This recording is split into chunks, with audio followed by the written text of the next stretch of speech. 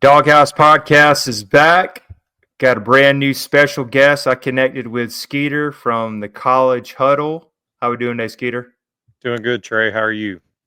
Good. Skeeter is from the Woods, Water, and Mizzou Podcast. They got kind of a different tweet. They do things, talk a little hunting, and also all things Missouri sports. So I'm glad to have him on. We've been trying to connect recently.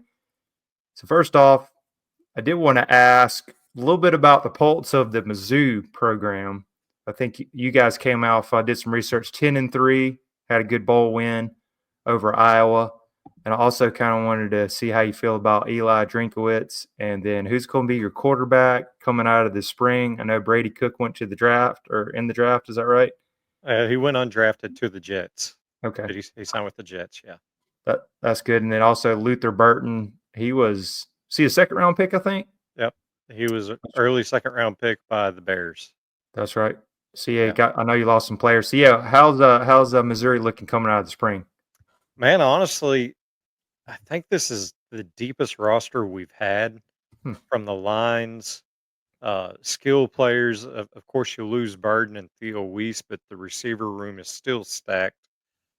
Running backs, we picked up Ahmad Hardy out of ULM. ULM is my wife's college that she went to. And so I kind of kept up with them and love Ahmad Hardy and really excited for what he can do this year for us at running back.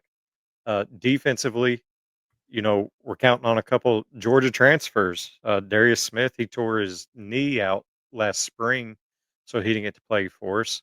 But he's back healthy, and coaches just say he's a freak of an athlete. And then we go get Damon Wilson out of the transfer portal this year, which I think shocked Mizzou fans just as much as Georgia fans. Yeah. And, really excited about the front seven, the secondary, and the quarterback are probably our biggest question marks. Uh, we go get Bo Pribula, I think's how you say his name, from Penn State. Right. He's played some spot starts there and a lot of run type packages. So it's between him and actually Travis Hunter's high school quarterback is a Georgia boy that has been on our team for 3 years now, going on year 4. Sam Horn. Um, he's a dual sport athlete and he's a pitcher for us and blew his UCL out last spring and had to have Tommy John. But it's between him and Bo for the starting quarterback position. So, I think we're kind of like Georgia in a sense of you're not exactly sure what kind of quarterback play you're going to get. Yeah. If they reach their potential, sky's kind of the limit. If quarterback play is not good, it's hard for a college team to win when that position's holding you back. Yeah, completely agree. Looks like I think a lot of teams in the SEC have quarterback questions is a big thing. Yeah. And back to Damon Wilson, yeah, that one really hurt for being a Georgia fan because he was going to start and play a lot of snaps, but he might have saw better position, could play right away. Of course, with Missouri, it might have been NIL, but definitely a blow. And then Darius Smith, he was highly recruited, like you said, real athletic. He was down in the rotation, so he might saw a better chance at Missouri. But yeah, definitely 2 good pickups for you guys. And yeah, back to kind of like you were saying with Georgia.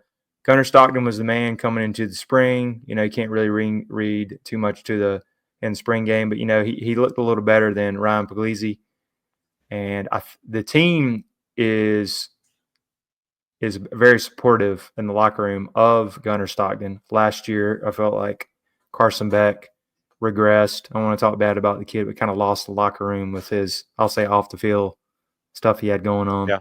The girlfriend and the Lambos and all the NIL money. And you can kind of tell his stock went down and, his injury at the end. But I hope the best for him in Miami, but I'm glad that, everybody kind of parted ways. But they're all in on Gunnar Stockton.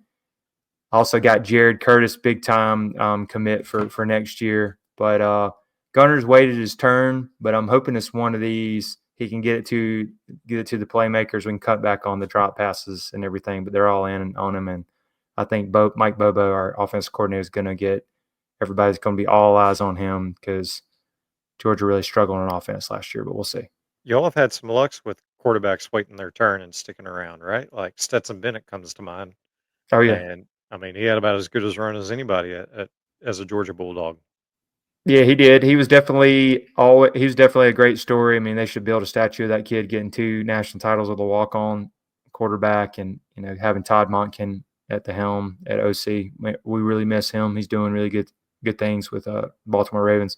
But yeah, Kirby's, you can tell, one of those, like, you have to be awesome, outstanding to play right away. He's one of those going the experienced guy, knows the culture, knows the program, knows the system. That's kind of the way he is, almost like a Nick Saban. I'm sure he got it from him. Yeah. But we'll see. And then talking about quarterbacks, I mean, some people were talking about all the preseason lists or whatever. If you had to pick, who do you think maybe the number one quarterback in the SEC is, maybe going into 2025 season? I think that's a tough one because there's been a lot of attrition, a lot of teams I losing I, guys. I think statistically, Yeah, you probably have to go with Nussmeier at LSU. yeah, that's a good Probably one. Yeah, probably going to put up the best numbers. right. If he That's a good pick. doesn't, probably looking at Brian Kelly hitting unemployment line because they love firing a coach down there in Baton Rouge. So Yeah, uh, I don't know that he's the best, but I think probably going into the season, if I had to put my money on one specifically to put up the numbers with the style offense that they run and him having a full year under his feet now, I probably look for him to be at the top in most categories. that's a good one. I didn't really think about that one, but that's probably, yeah, a good safe pick. And I'm sure everybody's on the Arch Manning train, but I will say they need to cool their jets, Yeah, because I'll go bet whack with former Georgia quarterback Aaron Murray is talking on podcast. He made a great point the other day, and I had to is Quentin Ewers drafted in the 7th round? If Arch Manning is number 1 overall quarterback going for next year, number 1 overall, do you beat a 7th round pick? He was yeah, sitting right behind him. Played some snaps when there were some injuries. So I thought that was a great point that stood out. I'm like, everybody's all in. Texas is going to be, top 5 probably. But I'm just saying, can't beat a 7th round Quentin Ewers, who was okay last year, didn't blow your hair back, as they say. So just saying, I thought that was a good point for yep. everybody's all over And Arch Manning. a, another name that is probably going to be underlooked. I live in the Northwest Arkansas area, so I have to hear a lot of Razorback stuff. But Kalen Green, that kid, he impressed me last year at times. If he could get the Yeah. turnovers down, that seemed to be his issue. But the big problem, or the big question mark for them going into this year, is they have a completely new Mm-hmm. receiver room, and it's a lot of small guys. Yeah. You can have one or two small guys, but you need some big guys on the outside. So it'll be interesting to see. It's Man, probably is one of the biggest question mark years headed into the SEC play, right? Yeah. It is. Also, for we're getting some other interesting questions, we're going to talk about some college football playoff format and talk about some of the SEC media days, I believe, or all the SEC coaches. But I'll also, again, make sure to like, subscribe, share Doghouse Podcast. Also, wanted to give a shout out to our great sponsor that we've had the last couple of years, VivaTequilaSeltzer.com. 0 carbs, 0 sugar. Great for 18 holes of golf. I know this golf season. Also great with the pool just opening. If you can get their coconut flavor, has been sold out a lot. Great flavor. And my personal favorite is the watermelon. But for 20% off, Doghouse 20. Again, that's Doghouse 20 for 20% off. VivaTequilaSeltzer.com. Check them out on Instagram and on their YouTube channel as well. Great sponsor of the podcast the last couple of years. And since they have been in Destin, I did want to ask, have you read anything about this new playoff format that they're kind of having with the seeding and everything? I wanted to Yeah, kind of get your thoughts on that, Skeeter. there's a lot of SEC coaches. You see the reports coming out, and Mm-hmm. they want to know: is it 4 automatic bids? Is it 5 plus 11? Before they even commit to the 2026 schedule, as far as 8 or 9 SEC conference games, they're more worried about guaranteed spots in the playoffs. And uh, I kind of laugh at it because you play an SEC schedule. More than likely, you're probably going to be, annually putting 3 teams in, especially when you go to 16 teams. 3 ought to be the minimum you get in. So the fact that coaches and the ADs seem nervous about guaranteed spots into the playoff is kind of comical to me because it's like we're not the Big 12. Like, what are we stressing about? But Mhm. uh, yeah, it's very interesting, and it's college football. So the way it's been the last 5 to 10 years, don't get comfortable with anything 'cause it's going to change in a couple years, anyways, right? Oh, yeah. I mean, Yeah. they might say 5 plus 11, and then by 28, they've got a different style or format that they're running out.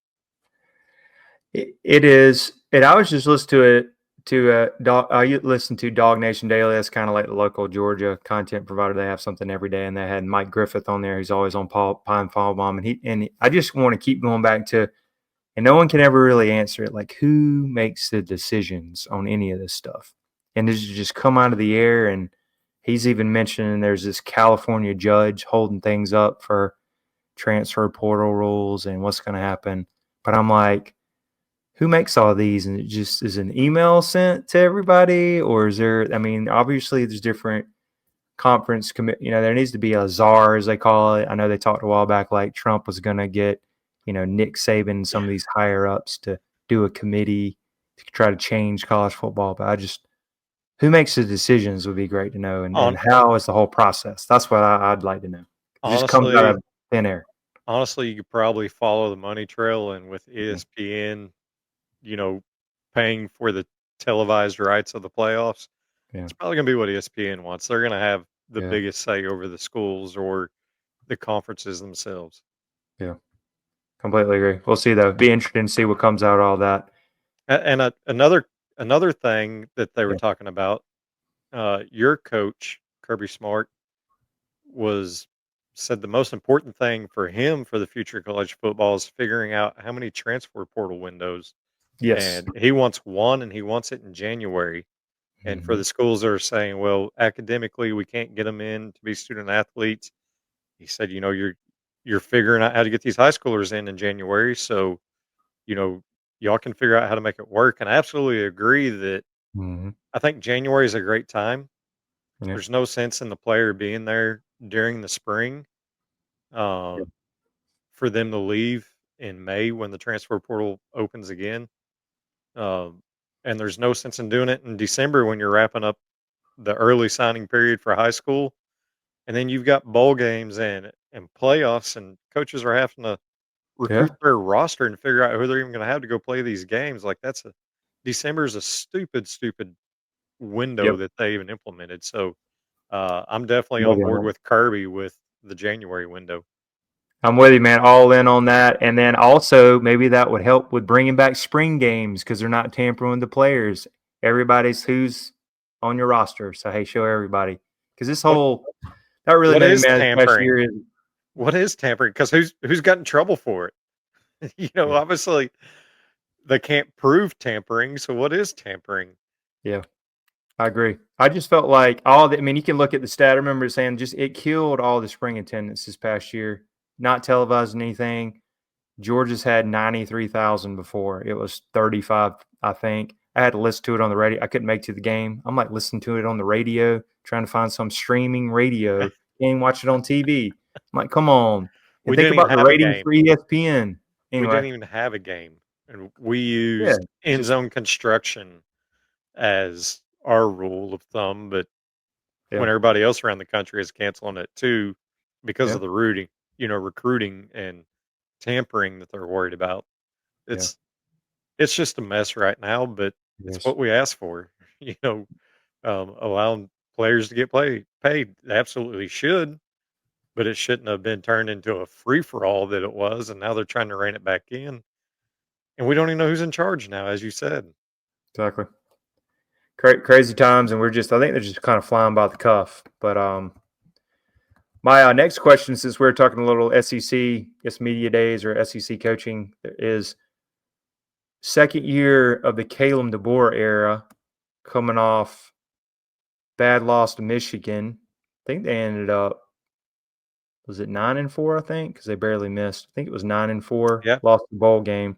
Yeah, because they were at 3 So losses before the start of the playoffs because they lost that late game to OU.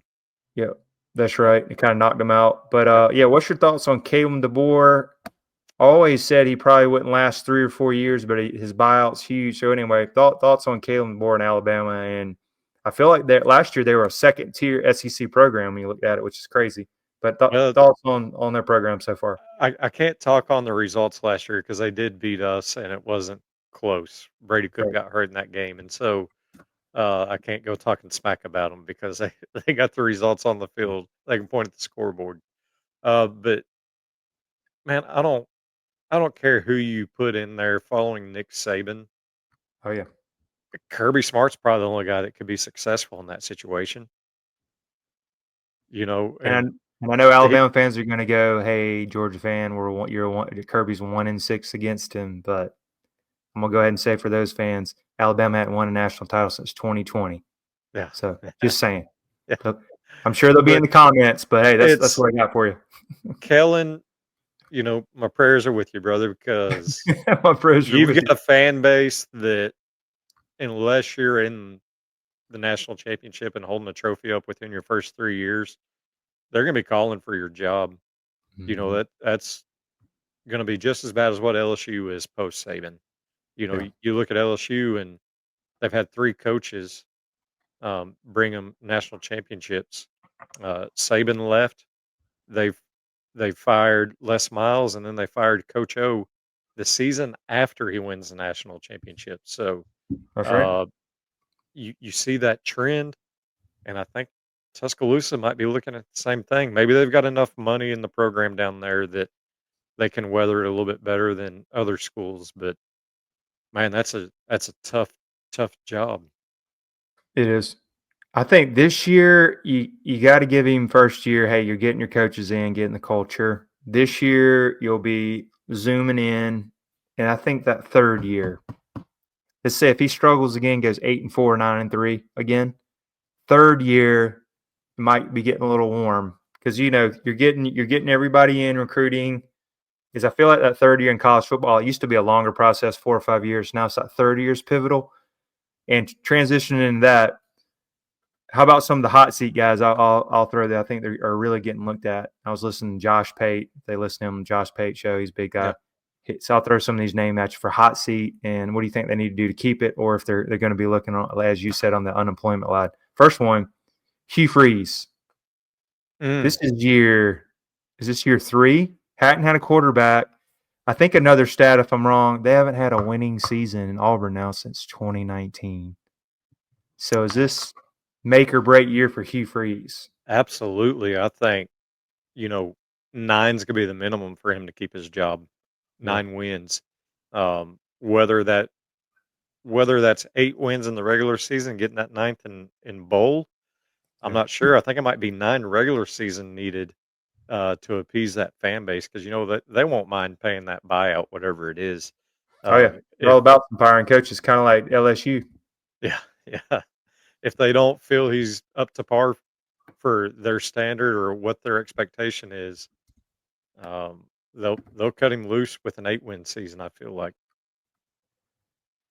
Yeah, and I'll in his defense. So if I say he hasn't had a quarterback, he didn't acquire much with Peyton Thorne, who's been, I don't even know if you call him average. No offense to him, but and I think they got a bunch of they've recruited well and has some transfer portal guys. But it's kind of like they got a bunch of guys. If they got 3 guys, that basically means you don't have one. Yep. But yeah, him. And then looking at his schedule really quick. Um, pull it up here for you so you can kind of have it. I know it's Auburn, that's random, but just a look because he's on the hot seat. All right, so starting out at Baylor, that's not a cakewalk. You lose that one. That'd be interesting. Ball State should be a win. South Alabama, so should potentially go 3-0, but Yep. at Oklahoma, at Texas A&M, then you got Georgia and your boys. I mean, that's a stretch. That is. Man, that's You, tough. you go 3-3, Arkansas, Kentucky, Vanderbilt, and got Bama. I mean, Bama's Bama. Should beat Mercer. As we know, Vanderbilt's scrappy. I think they got the quarterback backs. So Man, not the easiest schedule. if at Arkansas, if he's only sitting at 2 or 3 wins, Yeah. that might be he might not survive the week, That's right. and that's a stretch that not too many teams in the country are gonna go through without a scratch, at least one, so, Yeah. yeah, he's got his work cut out for him for sure. Yeah. But as you know, brutal man at Norman and Texas A&M. You got a bye week getting ready for Georgia.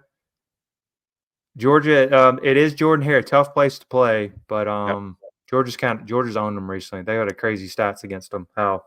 That's the thing, people Yeah, are harping on Mizzou now because they're saying we have the weakest schedule in the SEC. Well, we don't get to choose our SEC opponents. SEC does that's right. that for us.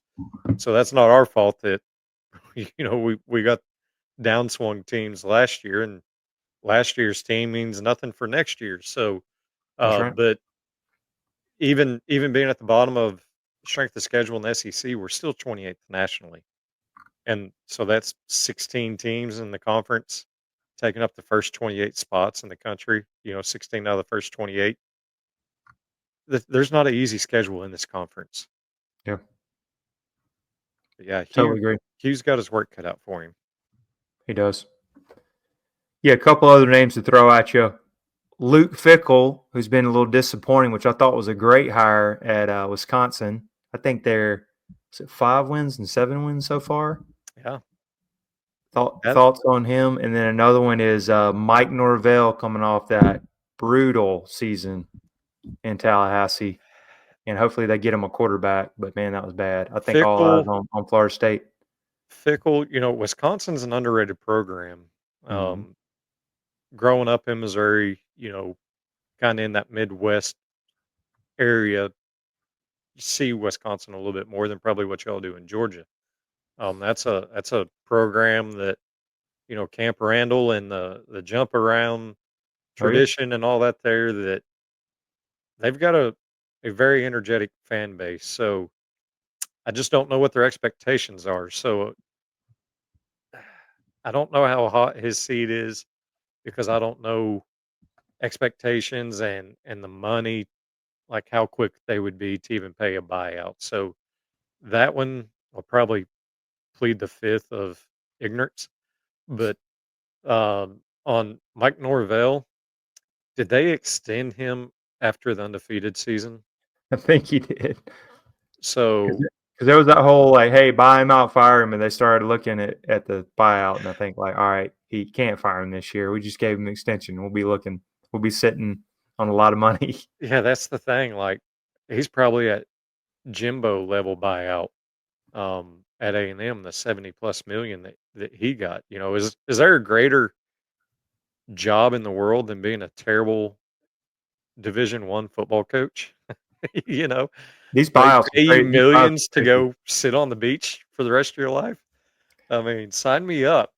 you know, I mean, I uh, was joking around for a while there. Go 6-6, 3 years, and they give you 15-20 million dollar buyout. I'll mention the name. I love him at Georgia, but hey, I don't want him to be a head coach. He's a good coordinator. Will Muschamp yep, went to Florida, got some buyouts, then went to South Carolina, got a yep, buyout. He's been hanging out ever since, living off that, being a living a coordinator. good life. Yeah. That's right. So, Yeah. but Norvell, man, that's a Florida State is. I assume they have money. Mhm. That seems to be a very tradition-rich program. That was one always at the top. You know, growing up, late '80s, early '90s, and Bobby Bowden, like Florida State was in it every year. So I imagine with the ex NFL talent and everything that they have, money's probably not that big of an issue for them. So I would say his seat is definitely warm, and if he's anything close to what he was last year, um, they're probably looking at the undefeated season more as an outlier, and you have 2 back-to-back bad seasons. That's more of who you are. Oh yeah. Um, so they would a lot of that too is going to depend on available candidates across the country. If Hmm. there's somebody out there that they want, they'll pay the extra money in the buyout to get rid of who they currently have to go get the guy they want. Yeah, completely agree. But yeah, it'll be interesting to see. I think the DJU experience did not go well. And No. then when they lost, I knew they were in trouble when they lost that opening game. I think in Ireland to Georgia Tech, the Nerds Yep. as I call them.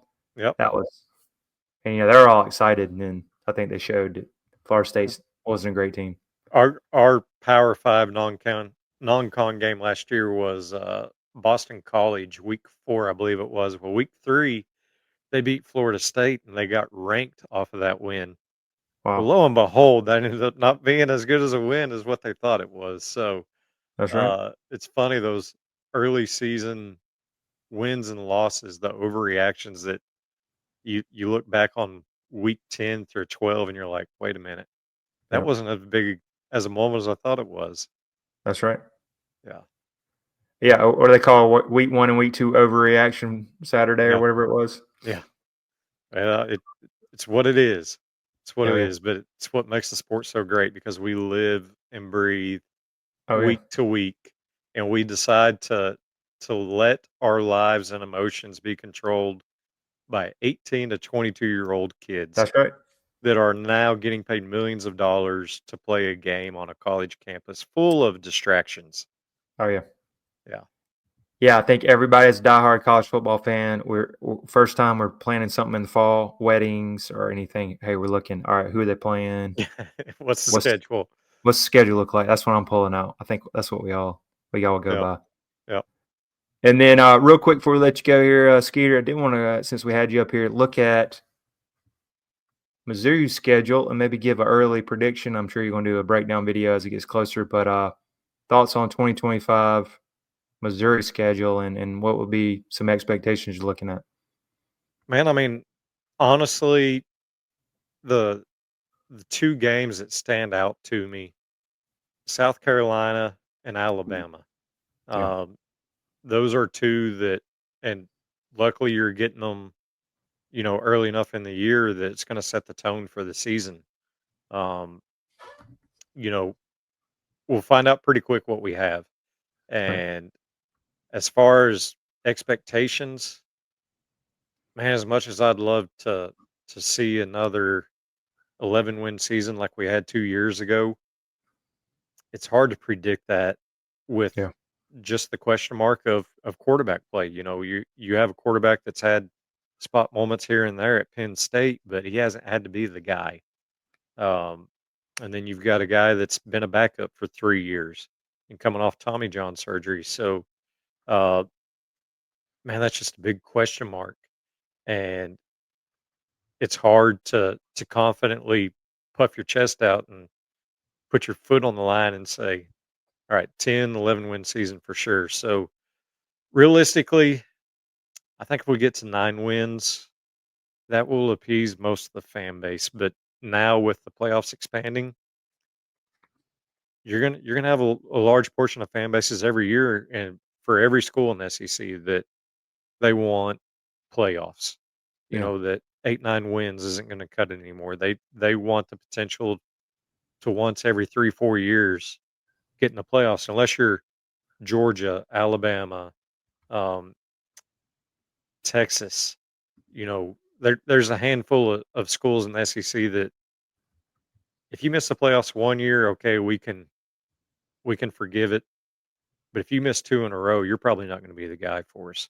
That's right. not the case for every SEC fan base, Yeah, but Mizzou, we absolutely feel like with Eli Drinkwitz, the way he's recruited, the results we've gotten on the field the last 2 seasons, we ought to be able to knock on the door of the playoffs with it expanding to 12, I believe, after this season, and then or 12, possibly 16. I guess that's what they're trying to decide. So, um, yeah, I think we get to that nine win mark, and Eli's seat will definitely be safe for a couple more years. But uh, if I had to put my money, if you're making me put my chips down on the table, right.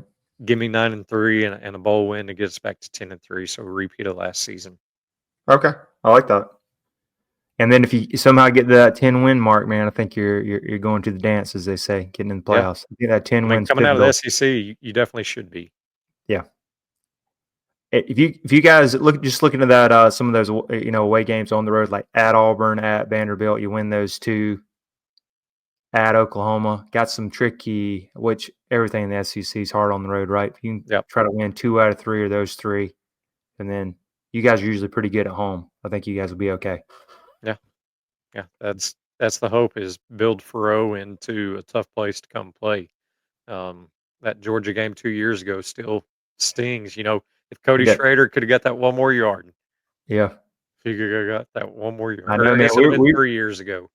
We were in trouble, man. I was I'm in Charlotte, North Carolina, man. That I'll say that sports bar I was at was silent till Yeah. late in the third. And Dude, and that then your kicker you had, man, the big stocky guy was hitting bombs that day. Was he 5 for 5? I was like, this kid yeah, doesn't miss. Who's this guy?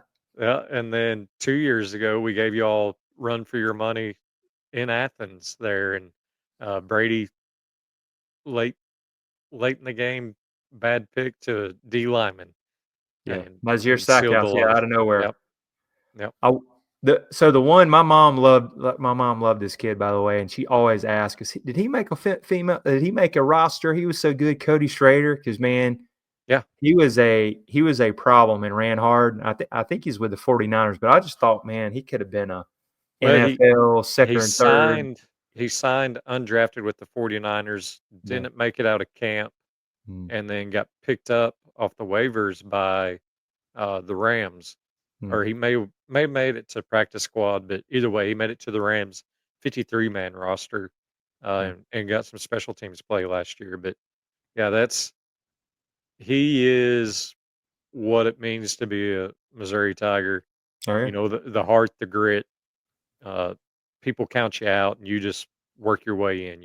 He come from Division II transfer, walk on, was 8th on the depth chart at running back when he first got to campus, to going on to leading SEC his last year there. So great story, great attitude, great kid off the field just as much as he is on the field. So yeah, that yeah. love that you remember that name. Oh yeah, dude, and he gave Georgia all kind of problems, and Yep. I think a lot of teams didn't like hitting him. So yeah, I always remember him, man. I hope he can stay around and find a home in the pros. Eli probably had one of my favorite tweets ever talking. Um, Eli's good at giving little quotes here and there. But he was talking about Cody Schrader, and he said he loves to play chicken, and he's not a chicken. Oh yeah, Yeah. that's funny. That's So good. yeah, Yeah, Eli drinks pretty good on the mic sometimes. he's toned it down a little bit, but Yeah. yeah, I like a coach that's not afraid to talk. Oh yeah. He might say some stupid things here and there, but go back Yeah. it up on the field, and I'm all for it. Oh yeah. Yeah, Skeeter, appreciate you coming on again. And then how do we find your podcast on in social media? Yeah, we're on X, we're on Instagram at Yeah. Mizzou Pod, our YouTube channels at Mizzou Pod, Woodswater, Mizzou. I believe we have a Facebook page, Woodswater, Mizzou, there for any of the old folks still on Facebook. But that's just an inside joke with one of my co-hosts there that runs that page. But man, I greatly appreciate you coming on. The College Yeah. Huddle is awesome for Oh yeah. It building is. these connections, and we're gonna have to get you on to coming to the Mizzou side and talk a little bit about the state of Georgia program, and maybe you can talk to us about those early Kirby years, the end of the Mark Reich era there, that Yeah, the it'd be the great. building the program where you're knocking on the door and you just haven't gotten the results, and then what it's like once you finally do get those results. Because my hope is at Mizzou, that's what we've been going through, and I hope we're knocking on the door, but finally going to take that step to get through the door. So jealous of y'all and what you got to experience there for the run you've been on, and a lot of respect for the Georgia Bulldog program. Yeah, man, appreciate that. And Missouri's always played us the last couple of times, man. You guys had us on the ropes, but always been really good. And then I always get nervous if we have to go to Missouri, man. You get that place rocking, and it's a loud place to. It seems like a loud place to play. So yeah, always much respect for your program. And it sucks that we don't get to play the last couple of years. I don't even know the next time we play each other. So Well, just weird that's to why I hope schedule. we go to that 9-game schedule, because then Yeah. you'll play every team every other year, I believe. Yeah, that'd be good. So that's what we need in a conference. You need to play every team often, not once every 5-6 years. That's ridiculous. Oh yeah. So Yeah, make sure and follow the Woods, Water, and Mizzou pod. Over, I think, 2,000 followers. Actually, 4,000 followers. Sorry, on the Twitter there, and then getting close to that 200 subscribers on YouTube. So you guys are growing. Getting there. Yeah, man. Really appreciate you coming on the podcast. And if you stick around, make sure to like, subscribe, share the Doghouse podcast. We're going to have some good content coming out, even though it is the off season. There's always something to talk about. I really appreciate you coming on. Thank you, Trey.